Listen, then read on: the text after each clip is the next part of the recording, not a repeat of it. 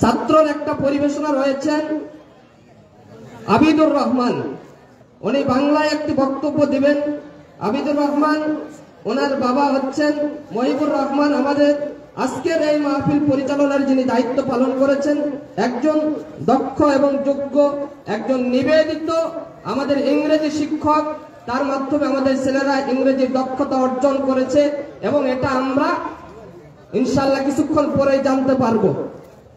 এ পর্যায়ে আপনাদের সামনে উপস্থাপনা নিয়ে আসতেছেন আমাদের তৃতীয় শ্রেণীর ছাত্র আবিদুর রহমান। আল্লাহ রাব্বুল আলামিন তাকে তৌফিক দান করুক, আল্লাহুম্মা আমিন। আসসালামু আলাইকুম ওয়া রাহমাতুল্লাহি ওয়া বারাকাতুহু।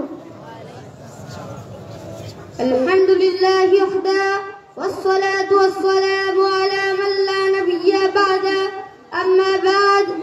সমস্ত প্রশংসা সেই রব্বুল আলামিনের জন্য, যিনি আমাদেরকে এই দ্বীনি বৈঠকে বসে কিছু কথা বলা এবং শ্রবণ করার তৌফিক দান করেছেন। সেই আল্লাহ তাআলার উপর শুকরিয়া আদায় করছি। আমরা সকলেই বলি আলহামদুলিল্লাহ। দরুদ ও শান্তি বর্ষিত হোক সর্বকালের সর্বশ্রেষ্ঠ মহামানব, যার আদর্শকে বাস্তবায়ন করলে জীবনে বইবে কল্যাণ আর আখিরাতে মিলবে মুক্তি, সেই নেতার উপর সংক্ষিপ্ত করে দরুদ পাঠ করি।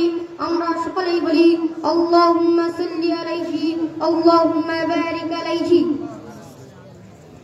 আজকে আমার আলোচনার বিষয় হচ্ছে শিরক। শিরক এর শাব্দিক অর্থ শরীক করা, বংশীদার সাব্যস্ত করা। পারিভাষিক অর্থ আল্লাহর সাথে অন্যকে শরীক করা। যে শিরক করে তাকে মুশরিক বলা হয়।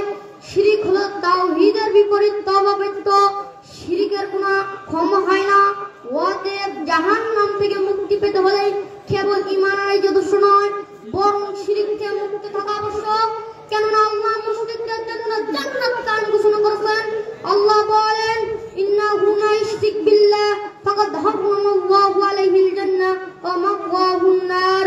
যে ব্যক্তি আল্লাহর সাথে অন্যকে শরীক করে, আল্লাহ অবশ্যই তার জান্নাত কায়েম করে দেন এবং তার ঠিকানা হবে জাহান্নাম।